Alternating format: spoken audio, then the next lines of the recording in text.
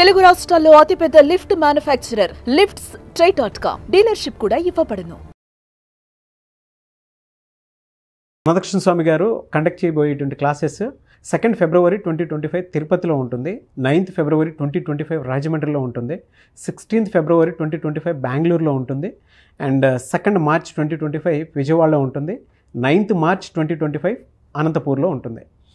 So enrol చేసుకోవాలి అనుకునేటువంటి వాళ్ళు వెంటనే స్క్రీన్ మీద కనిపిస్తున్న నెంబర్కి సంప్రదించండి. నమస్కారం డాక్టర్ శ్రీ ఆచార్య రాధాకృష్ణ స్వామి గారు. నమస్కారం అండి. ప్రీవియస్ వీడియోలో ఆ మాట అంటే జరిగిందండి, మీరు సుప్త చేతన మనసులో ఏదైతే దాగుంటుందో అది బయటకు వచ్చేటప్పటికి అద్భుతంగానే ఉంటుంది. బట్ అది పాజిటివ్ అయి ఉండాలి, మనం ఇచ్చేటువంటి అఫర్మేషన్స్ ఏదైతే ఉన్నాయో. అండ్ దానితో పాటు ప్రజెంట్ని దృష్టిలో పెట్టుకొని అది సబ్కాన్షియస్లోకి వెళ్ళగలిగేంతగా ఉండాలి. అది ఆటోమేటిక్గా దాని రిజల్ట్ వచ్చేది కూడా పాజిటివ్గానే ఉంటుంది. నేను కూడా కొన్ని విషయాలు నమ్ముతానండి. చిన్నప్పుడు మనకు తెలియకుండా కొన్ని విషయాలు భయంతో కూడుకున్నటువంటి వాటి మీదే ఫోకస్ చేసి అట్లా లోపలికి ఇంజెక్ట్ అయి ఉంటాయి, అంటే సబ్కాన్షియస్లో. మనం ఏదైతే భయపడతామో అది చిన్నప్పటి నుంచి వచ్చేటువంటిది. పాము అయితే భయపడినా, లేదంటే ఇంకేదైనా వస్తే వాహనం మన మీదకి వచ్చేస్తుందంటే ఏదో అయిపోతుందని భయపడినా కూడా ఇప్పటికీ అది కంటిన్యూ అవుతూనే ఉంటుంది. అదే చిన్నప్పుడు ఈ పాము కానివ్వండి, లేదంటే వెహికల్ కానివ్వండి, లేదంటే ఇంకోటి కానివ్వండి, ఏం కావాలే మనం అన్నీ నేర్చుకుని ముందుకు వెళ్ళిపోతే బెటర్గా ఉంటుంది అనేటువంటి పాజిటివ్ యాటిట్యూడ్తో ఉన్నాం అనుకోండి, ఇప్పటికీ అది పాజిటివ్గానే కనిపిస్తుంది మనకి. అంటే అంత పవర్ ఉండేటువంటి నాలెడ్జ్ని మీరు ప్రీవియస్ వీడియోలో ఇవ్వడం జరిగింది. సుప్త చేతన మనసులో మనం ఏదైతే అనుకుంటాం, పాజిటివ్ ఏ సీడ్ అయితే నాటుతామో అది పాజిటివ్ సీడే జరుగుతూ ఉంటుంది. బెస్ట్ ఎగ్జాంపుల్స్ అవే అనమాట. So thank you so much for that అని ఈ వీడియోలో ఏం చెప్తున్నారు. ఇక్కడ మీరు అన్నట్టుగా సుప్త చేతనాథ మనసులో ఏదైతే నాటుతామో అదే జరుగుతుంది అన్నారు. కాబట్టి మనం ఏం నాటాలి అంటే, ఎటు వాళ్ళ దగ్గర డబ్బు ఉంటుంది, మన దగ్గర లేదని తీసేసి ప్రపంచంలో బోలెడంత డబ్బు ఉందని మనం చెప్పుకున్నాం. ఓకే, ఇక్కడ విచిత్రం ఏం జరుగుతుందంటే, మన సబ్జెక్ట్లోకి వచ్చేసరికి మీరు ఇంతకుముందు అన్నారు చూసారా, ఆ భయం అనేది పట్టి పీడించి ఇప్పటికే అదే భయపడుతూ ఉన్నాం మనం. అది ఎక్కడి నుంచి వచ్చిందంటే, మన బుద్ధి తెలిసినప్పటి నుంచి, సమాజం నుంచి, మన తల్లిదండ్రుల ద్వారా, లేదా మన టీచర్ల ద్వారా, మన యొక్క ఫ్రెండ్స్ ద్వారా, వీటి ద్వారా అవన్నీ భయాలు అనేవి మనకు అలవాటు అయిపోయింది. మన సబ్జెక్ట్లో ఎలాంటి భయాలు ఉండవు. ఫస్ట్ పాయింట్, ఏది వచ్చినా సరే ఎలా ఉంటుందంటే, ఓ బాంబు పడింది అనుకోండి, అందరు పరిగెడతారు, మన ఊరికి ఇలా అంటాం అంతే. సమస్య గురించి చెప్తున్నా, ఏ సమస్య కావచ్చు, అందరు భయపడిపోతారు. చిన్న సమస్య కూడా భయపడిపోయి అది ఇది అని చెప్పేసి హడావుడి పడతారు. కానీ మన సబ్జెక్ట్లో ఏం చేస్తామంటే, సింపుల్గా ఇల్లు జరుగుతాం అంతే, అది వెళ్ళిపోతుంది అంతే, పక్కకి వెళ్ళిపోతుంది. అర్థమైందా? అంటే ఇక్కడ ఏం మీకు ఇంతకుముందు కూడా నేను ఎన్నోసార్లు వీడియోలో చెప్పాను, ఈ సబ్జెక్ట్లోకి వచ్చిన తర్వాత ఏమవుతుందంటే స్థితప్రజ్ఞత్వం అనేది ఏర్పడుతుంది మనకి. ఓకేనా? భగవద్గీతలో ఏం చెప్తాడంటే, నువ్వు స్థితప్రజ్ఞుడిగా ఉండు, లేదా స్థితప్రజ్ఞుడు అయ్యి ఉండు అని చెప్తాడు గీతలో. స్థితప్రజ్ఞత్వం అంటే ఏంది? అన్నిటినీ సమానంగా చూడడం, దేనికి ఆందోళన చెందకపోవడం. ఎలా అంటే, ఒక చిన్న పిల్లాడు మనస్తత్వాన్ని కలిగి ఉంటాడు. ఇప్పుడు అదే పాము వస్తే మనం పరిగెడతాము, పిల్లాడు పరిగెత్తాడు, వాడికి తెలియదు అది పాము అని, జస్ట్ దాన్ని పట్టుకొని పిసుక్కుంటూ ఆడుకుంటాడు వాడు దాన్ని. అవును, అవునా కదా? కాబట్టి ఆ చిన్న పిల్లాడి మనస్తత్వం అనేది నీకు అలవాటు పడాలని మనం ఎన్నోసార్లు మన సబ్జెక్టులో చెప్పుకున్నాం. అంతే కదా. అది ఎప్పుడు అలవాటు పడుతుంది? ఈ సబ్జెక్టులోకి మనం డెప్త్గా వచ్చిన తర్వాత, డెప్త్గా వెళ్ళిన తర్వాత మీకే ఒక్కొక్కటి అవగాహన అవుతూ అలా అలా అలా అలా ముందుకు తీసుకెళ్ళడం జరుగుతుంది. ఓకే, ఈ వీడియోలో మనం ఏం చెప్పుకుంటున్నామంటే, ఇప్పుడు మీరు సామాన్యంగా ఆర్థిక క్లిష్ట పరిస్థితుల్లో అనుకున్నాం, దాని నుంచి మీరు ఎంతో కూడా బయటపడలేదు.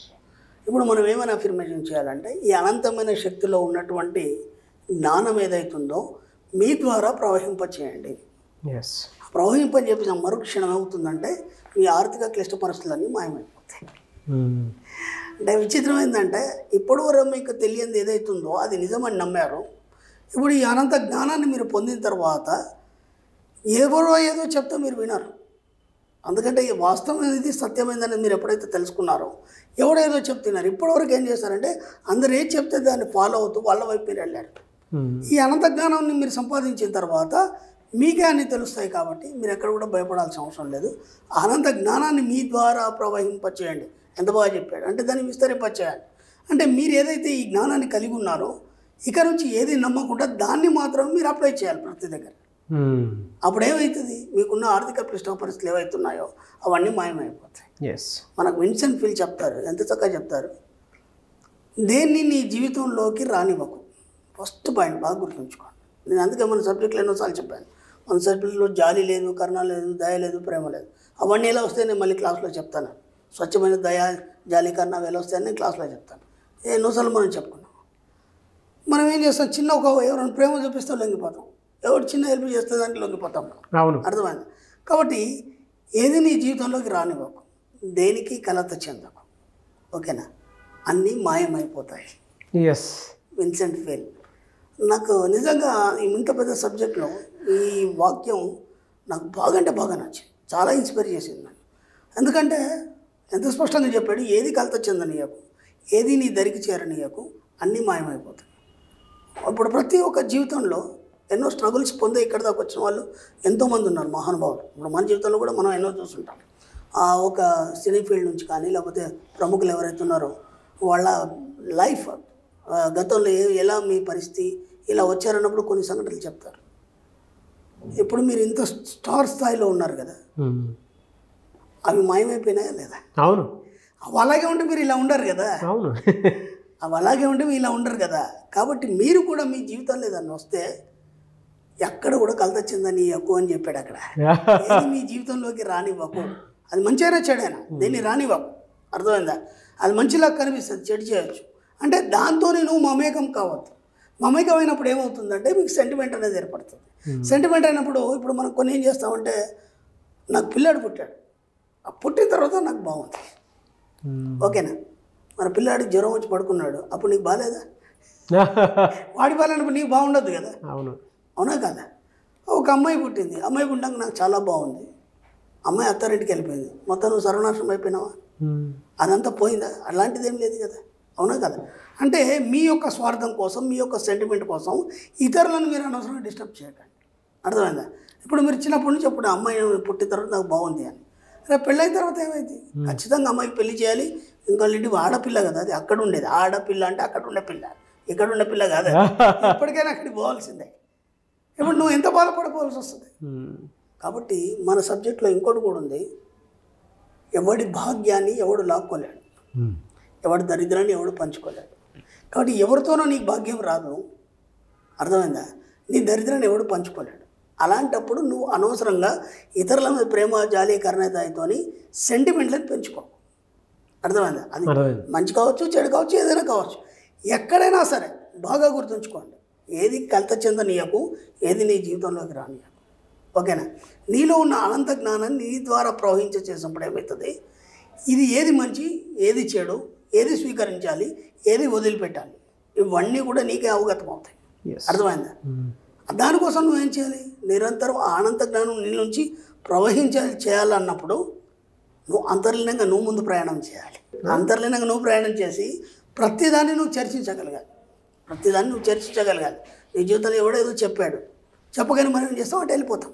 అది కాదు, ఇది ఎంతవరకు కరెక్ట్, నువ్వు ఎవరితో చర్చ చేయదు ఆ విషయంలో.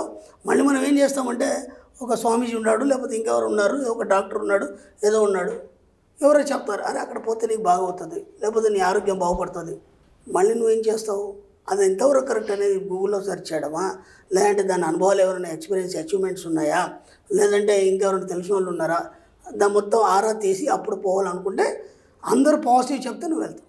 అతను ఏం చేస్తున్నాడు, ఎంతవరకు నీకు స్వస్థత చేకూరుస్తాడు, అది నువ్వే స్వస్థత చేకూర్చుకోవచ్చా, దాని పట్ల నువ్వు నెగిటివ్ కలిగి ఉన్నావా? అంటే నీకు ఒక అనారోగ్యం ఉంది, వాళ్ళ దగ్గర పోతే నీకు తక్కువ అవుతుంది అంటే నువ్వు 24 గంటలు నువ్వు ఏం చేస్తున్నావు అంటే, నాకు ఈ అనారోగ్యం ఉందని దాని పట్ల నువ్వు ఎక్కడ కూడా కృతజ్ఞత చూపట్లేదు. ఇప్పుడు ఏమవుతుంది, అది ఇంకా అనారోగ్యంగా పరిణమిస్తుంది. ఇప్పుడు దీన్ని ఎవరు తక్కువ చేయాలి? వాడైతే కానీ తక్కువ చేయలేడని ఒక కాన్ఫిడెన్స్ నీకు వచ్చింది కాబట్టి నిన్ను నువ్వు క్షమించుకోవట్లేదు ఫస్ట్. అర్థమవుతుందా? అంటే నీలోకి నువ్వు ప్రవేశించలేదు ఇక్కడ. అలాంటప్పుడు ఏమైపోద్ది, ఖచ్చితంగా అక్కడనే పోతే తగ్గుతుందని ఒక కాన్ఫిడెన్స్ వచ్చి అక్కడికి వెళ్ళిపోతావు. ఇప్పుడు నీలోనే అనంత జ్ఞానాన్ని నీ ద్వారా ప్రవహింపజేసినప్పుడు ఏమవుతుంది, అప్పుడు నీకు తెలుస్తుంది కదా, అరే నేను ఇప్పటిదాకా దీనికి సారీ చెప్పలే, ఇప్పటిదాకా నన్ను బాధ పెడుతుందని తిడుతూనే ఉన్నాను, అరే ఇక్కడ బాధ అవుతుంది. ఏనాడన్నా థ్యాంక్స్ మీరు తగ్గిపోయినందుకు, మీరు మామూలు స్థితికి వచ్చినందుకు అని ఎప్పుడైనా చెప్పారా? చెప్పలేదు కదా. అయినప్పుడు అది ఇంకా తీవ్రతను చూపిస్తుంది. ఇక్కడ నుంచి ఏదైనా సరే మీలో ప్రవేశించినప్పుడు ప్రతిదీ మీకే అవగాహన అవుతుంది, ఇది ఎంతవరకు సరి అయింది, సరికాదు అంటే బేరీజ్ వేసుకోండి మీరే. సరైంది అనుకున్నప్పుడు దానికి ఏం చేయాలో మీకే ఆలోచన అందుతుంది. ఎప్పుడు మీలోకి మీరు ప్రవహించినప్పుడు అలా మీకు కావాల్సిన వాటన్నిటి మీరే సమకూర్చుకొని అనంత జ్ఞానాన్ని సంపాదిస్తారు. ఇంతకుముందు నేను చెప్పినట్టు, విన్సెంట్ ఫీల్ చెప్పినట్టు, దేన్ని మీ దరికి చేరనివ్వకండి, దేనికి కలత చెందనివ్వకండి, అన్నీ మాయమైపోతాయి. నిజమే సార్ అదే అంటే ప్రకృతిలో అన్ని మాయమైపోతాయి. ప్రకృతిలో మన కంటి ముందు జరిగేటువంటి ప్రతిదాన్ని మన దగ్గరగా తీసుకోకూడదు, తీసుకో దాని ఎఫెక్ట్ మనకే ఉంటుంది. ఉంటుంది. కాబట్టి దాన్ని నీకు నువ్వే లోతుగా ఆలోచించాలి, అంతే. ఎంతవరకు సరైనది, ఇంకెవరిని అడగద్దు. అదే నీలో ప్రవహించే జ్ఞానం అది. ఈ వీడియోలో చాలా డీటెయిల్ ఇన్ఫర్మేషన్, లోతైన ఇన్ఫర్మేషన్ అయితే ఉంది. అంటే ఇక్కడ దాకా మనం చేసే పొరపాట్లు ఏంటి, ఎందుకు ఇంకా మనం ఇలా ఉన్నాము, ఈ పరిస్థితి అంతా ఎలా ఉంది, సమాజం అంతా ఎలా ఉంది. నిజంగా నేను చెప్తున్నాను కదా, నేను గతంలో కూడా 4-5 సార్లు చెప్పాను. యూత్ విషయంలో నేను మరీ చెప్తున్నాను, యూత్ అందరూ కూడా ఈ సబ్జెక్ట్ వైపు రావాలి. ఎందుకంటే అది చూస్తున్నాం మనం, చౌరస్తాల మీద అక్కడ ఇక్కడ పాపం వాళ్ళు ఎంత సఫర్ అవుతున్నారు, జాబ్ కోసం కావచ్చు, వాటి కోసం కావచ్చు, ఇంకా వేరే వాళ్ళ పర్సనల్ ఏదన్నా కావచ్చు. దేనికి కూడా ఎక్కడ కూడా వాళ్ళు నెరవద్దు, ఎక్కడ కూడా కలత చెందొద్దు, ఎక్కడ కూడా తన జీవితంలోకి రానియకుండా తనకు స్టాండర్డ్గా నిలబడాలి. అందుకోసం ఈ సబ్జెక్ట్ కావాలి ప్రతి ఒక్కరికి. అవునండి. థ్యాంక్ యూ అండి. Thank you so much doctor Shri Acharya Anantakrishna Swamy గారు. థ్యాంక్ యూ అండి.